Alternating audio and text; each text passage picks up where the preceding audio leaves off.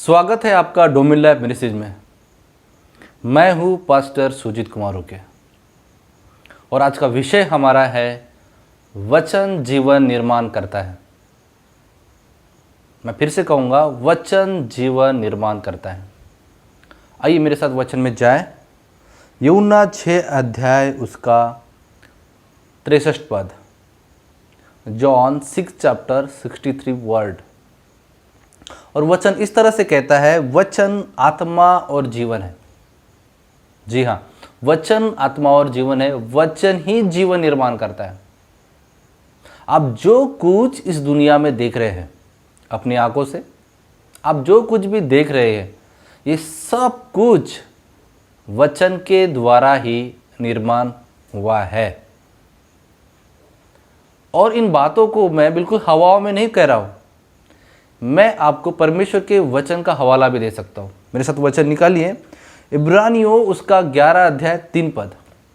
इब्रानियों की पत्री उसका 11 अध्याय 3 पद कहता है, सारी सृष्टि की रचना परमेश्वर के वचन के द्वारा हुई है। मुझे बड़ा ताज्जुब होता है उन लोगों के बारे में जब परिस्थितियों को देखकर वो क्या होते हैं, डगमगा जाते हैं। मुझे हाल ही एक उदाहरण अभी याद आ रहा है जो यीशु मसीह और यीशु मसीह के चेलों के विषय में कहा गया है। यीशु मसीह एकदम शांत उस नाव में सो रहे थे और आंधी आई, और यीशु मसीह के जो चेले जिस नाव से सफ़र कर रहे थे, वो नाव जो थी वो डगमगा रही थी और सारे चेले डर गए एकदम से और यीशु मसीह को उठाने लग गए। और यीशु मसीह ने, बाइबल बताती है कि यीशु मसीह ने आंधी को डांटा और आंधी क्या हो गई? आंधी एकदम शांत हो गई। जी हाँ, ये क्षण हमें बताता है कि परमेश्वर के मुख के द्वारा निकले हुए शब्द जीवन निर्माण करते हैं।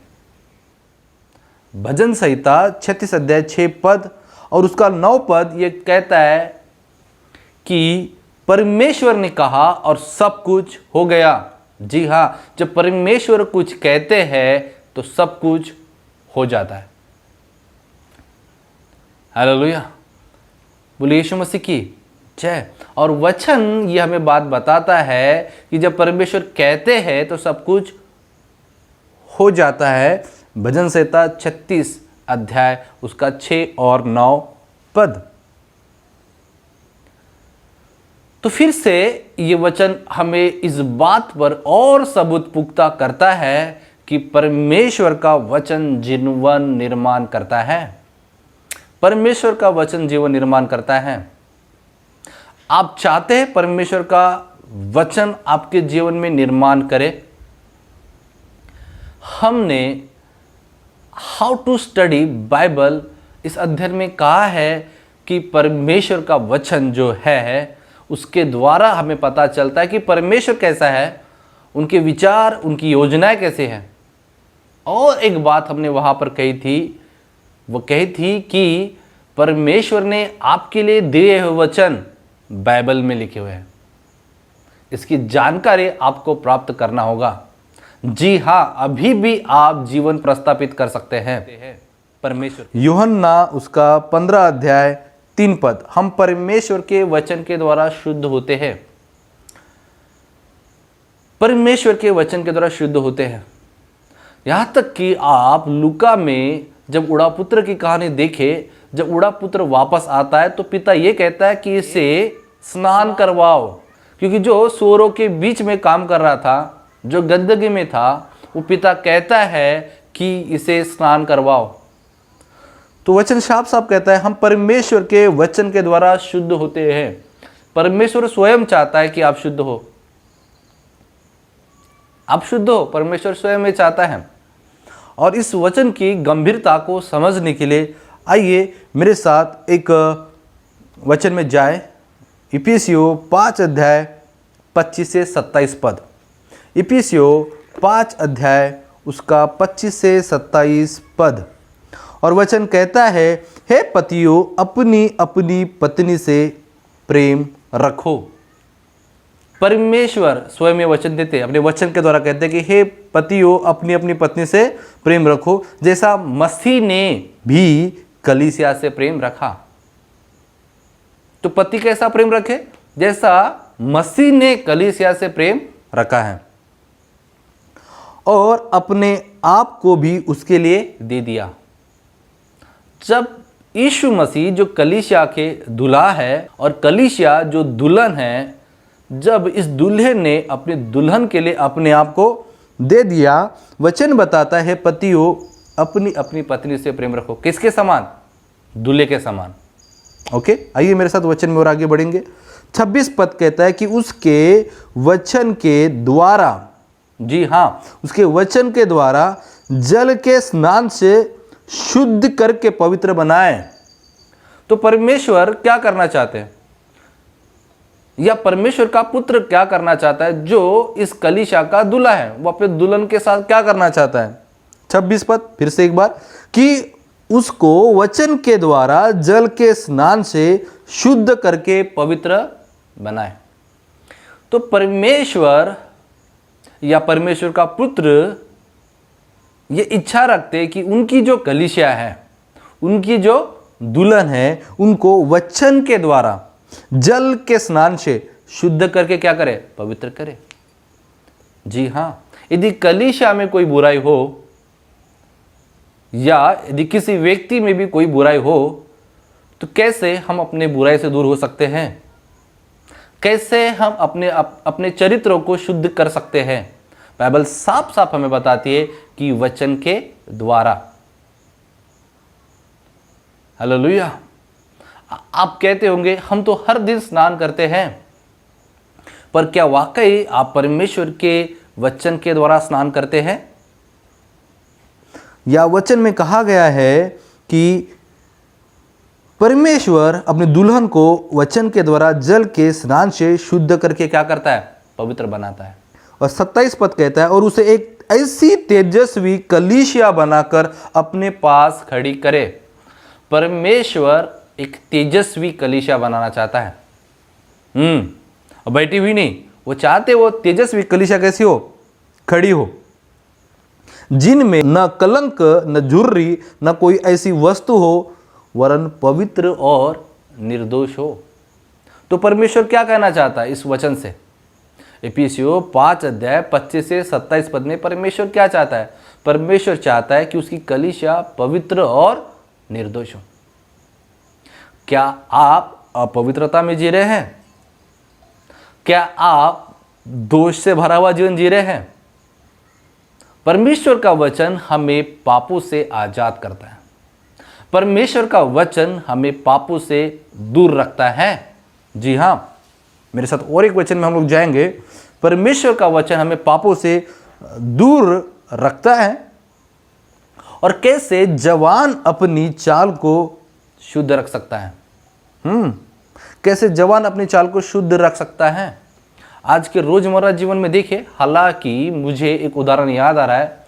एक नौजवान लड़की वो अपनी जॉब के लिए एक जगह कंपनी में अप्लाई करती है और जब उसका इंटरव्यू होता है, जब उसका मुलाकात होता है, वो सारे सवालों का बेधड़क जवाब देते हैं। लेकिन इस मुलाकात से पहले जब उस शहर में नई नई आई थी, उसने सोचा कि मैं दिल्ली में नई नई आई हूँ और मैं गरीब लड़की हूँ, और उसने करीबन 2 साल में 3 बार मेट्रो ट्रेन में सफ़र बिना टिकट का किया और उसे उसका जुर्माना भी भरना पड़ा। और जो वो इंतज़ार कर रही थी मुलाकात में कि मैंने तो सारे सवालों के जवाब दे दिए, लेकिन फिर भी मुझे नौकरी क्यों नहीं लगी। और कुछ महीनों बाद वो उस कंपनी के अधिकारियों से मुलाकात करती है और उन्हें सारे सवालों के जवाब पूछती है। तो अधिकारी कहता है कि हम तो आपसे बहुत सरप्राइज थे, आप तो हर एक सवालों के जवाब दे रहे थे, लेकिन जब हमें पता चला कि आप साल में 3 बार मेट्रो ट्रेन में सफ़र करते हुए जुर्माना भर चुके हैं। इस कारण से ये बात हमें सोचने मजबूर करती है कि आप हमारी कंपनी के लिए विश्वास योग्य रहेंगे या नहीं। उसी तरह से मेरे प्रियो, ये बात मायने नहीं रखती कि आप कितना ज्ञान रखते हैं, ये बात मायने नहीं रखती कि आप कितने बुद्धिमान हैं, परंतु इस कहानी के रूप में हमें ये बात भी सीखने को मिलती है कि आप अपना चरित्र कैसा रखते हैं। परमेश्वर आपके ज्ञान को ही नहीं परंतु परमेश्वर आपके गुणों को भी देखते हैं। और परमेश्वर आज आपसे मुलाकात करना चाहते हैं। पवित्र आत्मा आपके जीवन में गुणों को परमेश्वर आपके जीवन में आपके गुणों को बढ़ाना चाहते हैं। शायद आपके जीवन में कुछ अवगुण होंगे, आपके माता पिता से, आपके दोस्तों से, आपके परिवारों में या आपके कॉलेज में भी, पर परमेश्वर आप लोगों के जीवन में यही बात कहना चाहता है। पवित्र आत्मा इस वचन के द्वारा आपके बीच में अलौकिक कार्य करना चाहता है। क्या आप अपना जीवन शुद्ध करना चाहेंगे? आइए मेरे साथ इस वचन में जाए। वचन कहता है, भजन संहिता उसका 119 अध्याय 9 से 11 पद, 9 पद कहता है, जवान अपनी चाल को किस उपाय से शुद्ध रखे? जवान अपनी चाल को किस उपाय से शुद्ध रखें? तेरे वचन के अनुसार सावधान रहने से। कैसे हम सावधान रहेंगे? यदि वो नौजवान लड़की मेट्रो ट्रेन का सफर करते हुए सावधान रहती तो उसका चाल चलन भी बेहतरीन होता। जवान अपनी चाल को किस उपाय से शुद्ध रखे? हालेलुया। तेरे वचन के अनुसार सावधान रहने से। हमें परमेश्वर के वचन के अनुसार सावधान रहने की आवश्यकता है। 10 पद, मैं पूरे मन से तेरी खोज में लगा हूं, मुझे तेरी आज्ञाओं की बाट से भटकने न दे। परमेश्वर की आज्ञाएं हमें भटकने नहीं देती है। हालेलुया। परमेश्वर की आज्ञाएं हमें भटकने नहीं देती है। और 11 पद कहता है, मैंने तेरे वचन को अपने हृदय में रख छोड़ा है कि तेरे विरुद्ध पाप न करूं। क्या आज आप अपने जीवन को सुधारना चाहते हैं? क्या आज आप अपनी अशुद्धता से शुद्धता की ओर जाना चाहते हैं? जी हाँ, वचन जीवन निर्माण करते हैं। आप तो करेंगे, पास्टर जी मैं तो जीवन जी रहा हूं, मैं सुबह उठ रहा हूं, मैं खा रहा हूं, पी रहा हूं, लेट रहा हूं, पर यह जीवन नहीं है। ये भले ही आपका जीवन हो सकता है परंतु ये परमेश्वर का जीवन नहीं है। तो परमेश्वर का जीवन जो है वो अच्छे चरित्र वाला जीवन है। परमेश्वर का जीवन जो है वो शुद्ध आचरण वाला जीवन है। परमेश्वर आज बाहें पसार कर आपके लिए खुला है। जी हाँ, वो 2020 साल से आपके लिए बाहें पसार कर खुला है कि आप और मैं अपना जीवन शुद्ध रखें।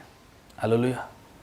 मेरी प्रार्थना आप सभी के लिए, परमेश्वर यीशु मसीह के नाम में, यीशु मसीह के नाम में मैं प्रार्थना करता हूँ, जितने लोग मुझे देख रहे हैं या जितने लोग मुझे सुनने वाले हैं, पिता इस वचन के द्वारा इनके हृदय को बदल, इनके मनों को बदल और इनके जीवन को बदल, और मैं एक बेहतरीन परिवर्तन की घोषणा करता हूँ।